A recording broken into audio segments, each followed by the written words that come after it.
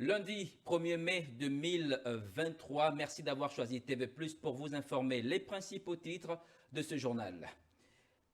Célébration aujourd'hui de la fête du travail au Gabon, célébration qui reste marquée par la traditionnelle remise de médailles aux travailleurs méritants et des revendications déposées sur la table du gouvernement. Le gouvernement français sous haute pression ce 1er mai, plus de 500 000 personnes ont battu le pavé, contestant toujours le projet relatif à la réforme de retraite. Et puis en sport, Open de Bulgarie de taekwondo, Urgence Maria Moga décroche la médaille d'argent et consolide sa confiance pour le prochain championnat du monde de cette discipline sportive à Bakou en Azerbaïdjan. Nous débutons cette édition d'information avec la célébration aujourd'hui de la fête du travail, célébrée le 1er mai de chaque année. Le thème de cette présente édition, le dialogue social, égalité des chances pour un travail décent, un terme qui regorge bien de signification, des explications avec Ruth Matsanga. Le thème de la fête du travail de cette année est un thème porteur. Le travail décent permet d'équilibrer la vie professionnelle et il permet à l'employé d'atteindre ses objectifs. Un travail décent, c'est un travail qui permet à l'employeur d'équilibrer vraiment la vie privée et la vie professionnelle, qui permet à l'employé de satisfaire à ses attentes et naturellement aussi, de l'autre côté, d'atteindre ses objectifs. Okay, donc, c'est un dialogue entre les deux, l'employeur et l'employé. Cette année, le Gabon promeut le travail décent, les emplois convenablement rémunérés qui garantissent la sécurité sociale pour tous les employés et la liberté d'exprimer les revendications dans le cadre du dialogue social. Un dialogue social que le gouvernement veut permanent, tout en promettant l'amélioration des conditions des emplois dits précaires. Tout type de travail ne peut pas être considéré comme décent dans la mesure où il y a certains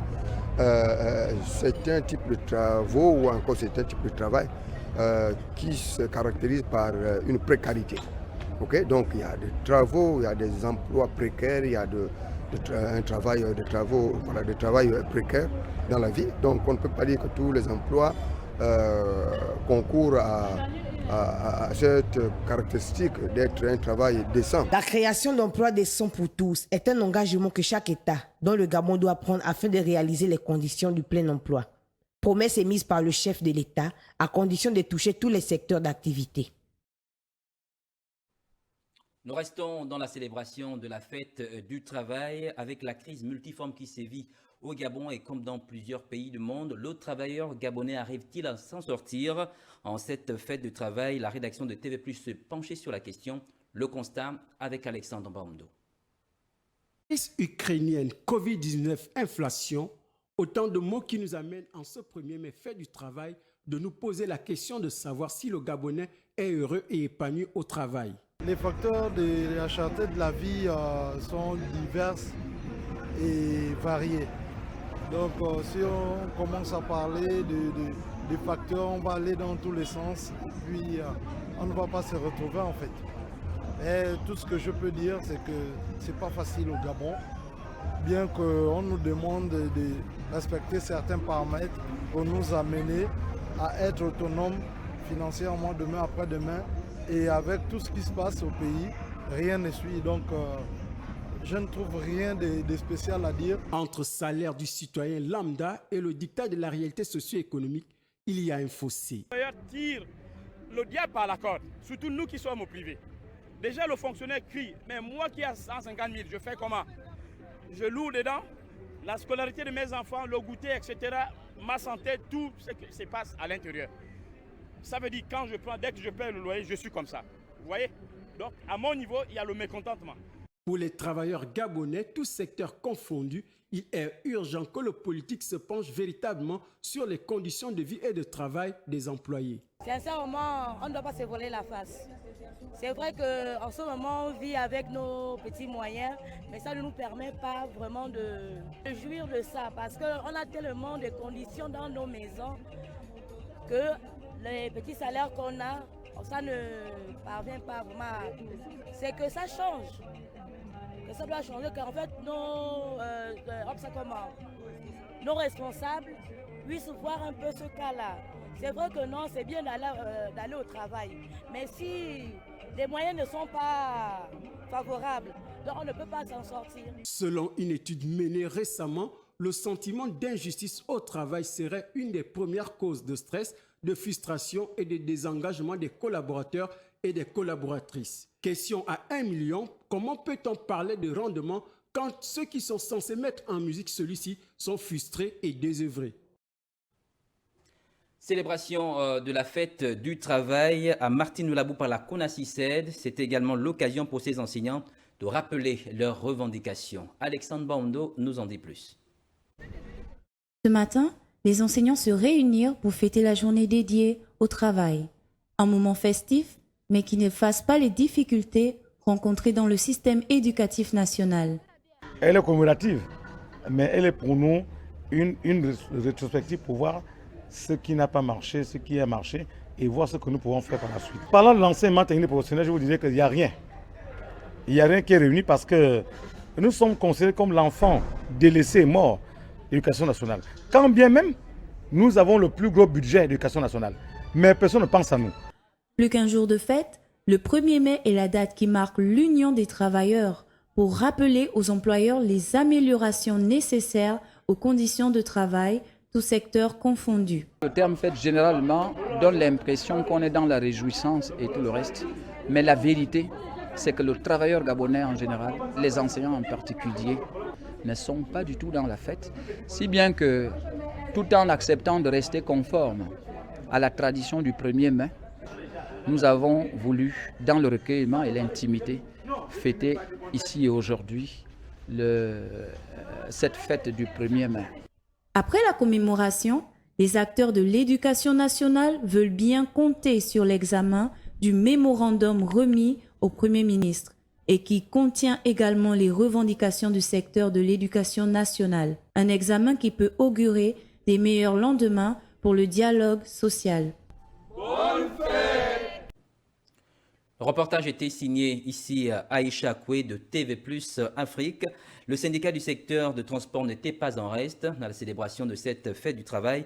Occasion pour ceux derniers de rendre hommage à leurs camarades de lutte, mais aussi de se projeter dans les actions futures. Alexandre Baundo.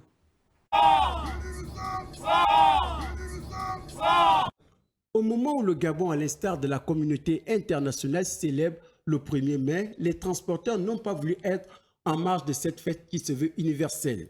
Occasion pour les acteurs du dit secteur de rendre un hommage particulier à leurs camarades de lutte qui ont consacré leur vie au bien-être du travailleur gabonais. Au Gabon, notre cher et beau pays, nous rendons un hommage particulier à tous les travailleurs et à ceux à la recherche d'un emploi. Nous avons une pensée particulière pour notre camarade Martine Poulabou, tombé sous les balles de l'arbitraire.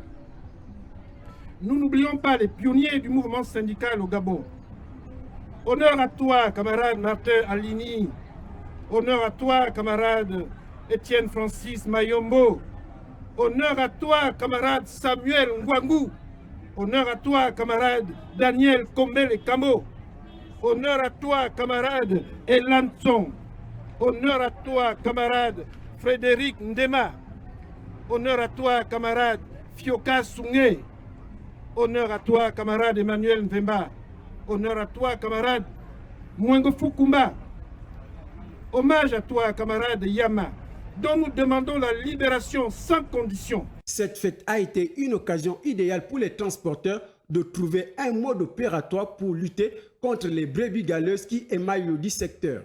Cette activité, de voir des gens lorsque l'on travaillait, lorsque l'on exerçait, de voir toujours des gens délabrés, des gens toujours mal vêtus. À la limite, on a l'impression que nous sommes des drogués, nous sommes des fous, nous sommes des braqueurs. Or, nous ne sommes pas ça. C'est vraiment aujourd'hui mon combat, c'est de vraiment donner une autre image à l'activité que nous faisons. Enfin, ce 1er mai a permis aux transporteurs de faire de l'autocritique pour améliorer leur image. Puisse revenir pour le réaménagement de certains sites, afin de tous les sites, parce qu'il y a des brebis galeuses qui vont faire passer les leaders syndicaux pour arnaquer les clients et influencer sur les chauffeurs. Or, ça, cette situation-là, nous ne l'acceptons pas. Parce qu'à une certaine heure, quand des enfants malsains viennent dans les gares routières pour dire que c'est le président Robert Meignet qui nous demande de prendre les tarifs de 1000 francs ou de 500 francs à des heures qui sont encore possibles pour qui demande aux usagers de rentrer chez eux paisiblement autour de 18h, 19h et de augmenter les tarifs de cette situation. Je dis non, non et non. Faut-il le souligner, la fête du travail, au-delà de son aspect festif, est une période qui permet aux travailleurs syndiqués de faire le bilan tout en se projetant sur l'avenir. Voilà, comme chaque année, plusieurs travailleurs reçoivent des médailles de la part du gouvernement, reconnaissant le mérite, le travail abattu durant de longues années. Cette année, plusieurs se sont exprimés, ayant exprimé leur reconnaissance au gouvernement par rapport aux médailles qu'ils ont reçues. Ils s'expriment ici au micro d'Aïcha Akwe. Sentiment de satisfaction, de joie, je rends grâce à Dieu. Pourquoi? Parce que ce n'était pas facile. 12 ans dans une structure comme un magasin. C'est pas facile, on travaille les jours fériés, on travaille tout le temps, mais Dieu a permis aujourd'hui que je sois décorée et que je puisse être là debout ce matin en bonne santé. Vraiment, je dis merci à mon Dieu. Je dis merci aussi à mes responsables. C'est de m'efforcer encore, c'est d'avoir aussi la médaille d'argent, bien sûr. D'abord le diplôme de 15 ans, la médaille d'argent et ainsi de suite. Aujourd'hui, je fête mes 30 ans de service, de loyaux services rendus non seulement à l'État, mais à l'entreprise. Donc c'est un jour commémoratif. Et nous remercions ceux qui nous ont précédés, qui avaient pris une bonne décision en fait pour dédier cette date historique du 1er mai à Chicago aux États-Unis. La qualité qu'il faut cultiver, c'est la disponibilité, la confidentialité et le respect des collègues. Voilà. Sur un tout autre point, dans le cadre du programme de l'école de l'égalité des chances de la Fondation Sylvia Bongo Ondimba, les élèves de l'ENSB se sont rendus ce matin à l'arboratum Raponda Walker afin de renforcer leurs connaissances en matière de protection de l'environnement, des actions qui permettront aux élèves de deux sexes d'être plus sensibles aux questions de protection de la nature afin d'être mieux préparés aux défis à venir. Priska Mugula de la presse présidentielle. La découverte de la forêt gabonaise a ravi les élèves de l'école de l'égalité des chances. ENSB, l'initiative a vu le jour grâce à la fondation Sylvia Bongo Ondimba qui a lancé des cours d'initiation à l'écologie et au développement durable dans cet établissement. Il s'agit de traiter avec les enfants sous le prisme de l'égalité des genres les questions liées à la préservation de l'environnement. Couper les arbres, ce n'est pas bon. On doit protéger notre environnement. C'est l'intérêt pour nous d'aller vers les jeunes pour que cet héritage, qui est vraiment un héritage séculaire, continue à fonctionner selon les décennies qui vont suivre. Le koumé, l'ozigo sont les essences que les enfants ont découvert à l'arboretum qui porte le nom du premier biologiste autodidacte gabonais. J'ai retenu qu'on peut reconnaître le koumé à partir de l'écorce, de la résine. Le koumé, c'est un grand arbre qui fait partie des géants de la forêt. Le koumé, nous pouvons fabriquer plusieurs choses comme des meubles, des lits, des cahiers et des billets de banque. Les jeunes étant les adultes de demain, il est important de sensibiliser les filles et les garçons sur les enjeux de la préservation de la forêt, poumon de la planète. L'actualité hors de nos frontières à présent en France, à l'occasion de la célébration de la fête du travail à travers le monde, les syndicalistes français ont choisi de continuer la mobilisation dans plusieurs villes de France. Plus de 650 000 personnes étaient attendues pour ce rendez-vous de contestation. Le récit de Roland Djakou.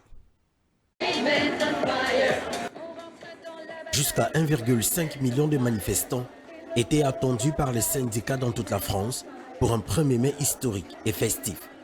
Ce 1er mai, qui fait figure de 13e journée de mobilisation intersyndicale, intervient pourtant après la validation de l'essentiel du texte par le Conseil constitutionnel et sa promulgation dans la foulée.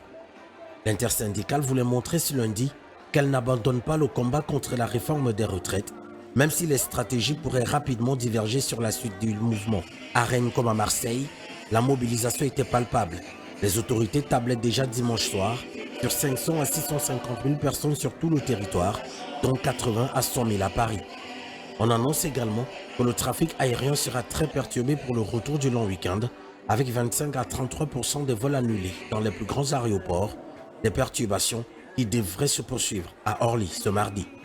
Dans la capitale, le cortège avait prévu se lancer à 14 h de la place de la République vers la Nation, avec la présence annoncée des syndicalistes du monde entier. Les autorités attendent aussi 1500 à 3000 gilets jaunes et 1000 à 2000 individus à risque de sources policières. 12 000 policiers et gendarmes étaient mobilisés, dont 5 000 à Paris. Les syndicats tournent leur regard vers deux nouvelles dates. Le 3 mai, lorsque les sages se prononceront sur une deuxième demande de référendum d'initiative partagée en abrégérie, et le 8 juin, lorsqu'une proposition de loi du groupe des députés LIOT abrogeant la réforme sera au menu à l'Assemblée. Si dans la rue comme dans les sondages, la colère reste vive, au gouvernement, certains veulent croire qu'on a passé le plus gros en termes de contestation et que ce 1er mai peut être le barreau d'honneur de l'interprofessionnel. Emmanuel Macron s'est donné le 17 avril dernier 100 jours d'apaisement et d'action pour relancer son quinquennat. Et selon le ministère du Travail, Elisabeth Borne va envoyer des invitations aux syndicats dans les jours qui viennent. Le dernier défilé unitaire avec les 8 principaux syndicats remonte à 2009. Face à la crise financière, la Confédération Générale du Travail avait compté près de 1,2 million de manifestants, la police 450 000.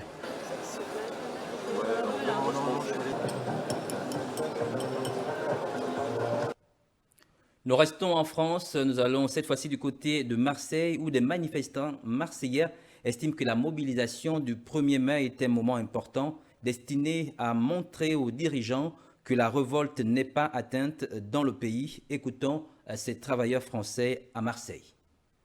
Oui, ça sert à quelque chose parce qu'il faut montrer à nos dirigeants quand même que la révolte n'est pas éteinte dans le pays. Et le 1er mai, on peut dire que c'est quand même symbolique pour les travailleurs parce qu'aujourd'hui c'est la fête du travail et on est là pour ça. On va montrer à M. Macron que le pays, sa réforme, on n'est pas content et elle ne passera pas. Voilà. Le 1er mai, c'est un moment important. Pourquoi? Par rapport à la représentation au niveau historique. Et ce qui va se dégager derrière, c'est l'après. Pour l'instant, on est dans une forme de globalité avec l'ensemble des mouvements sociaux et politiques. Et pourquoi arrêter après le 1er mai?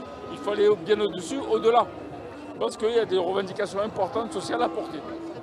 C'est toujours l'occasion de dire justement c'est jamais acquis, nos droits sont jamais acquis et qu'on a toujours besoin de le rappeler, d'être alerte en tout cas. Après, là c'est l'occasion, je pense que pour beaucoup de gens qui ne sont pas très sensibles à ces questions politiques, je pense que ça fait écho à une plus large population.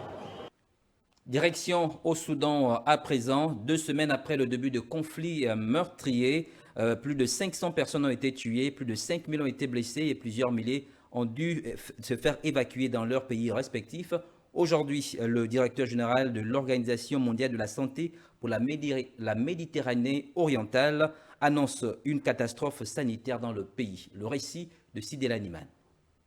La crise sanitaire déjà bien connue au Soudan est devenue une véritable catastrophe avec la guerre qui y fait rage depuis plus de 2 semaines. Aujourd'hui, alors que de très nombreux médecins soudanais s'illustrent dans les hôpitaux du monde entier, leur pays subit une grave pénurie de personnel.